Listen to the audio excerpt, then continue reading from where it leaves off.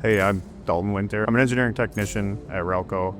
Behind me here is our Command Pro 999, 41 horsepower vertical, and we're going to be using it to set a world record.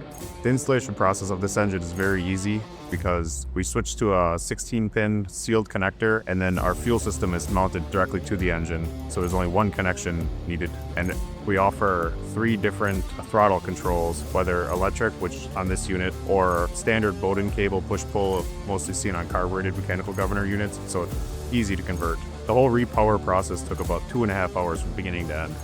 Having the entire fuel system contained on the side of the engine with low pressure and high pressure makes it really easy to service and install an engine. This world record attempt is exciting because it allows us to showcase the hundreds and thousands even of internal hours we put into this engine to the world.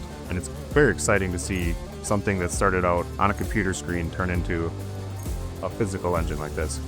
Yeah, I'm excited to see it cut lawn faster than anyone has, and then give the landscaping consumers something they've never seen before. Cutting history.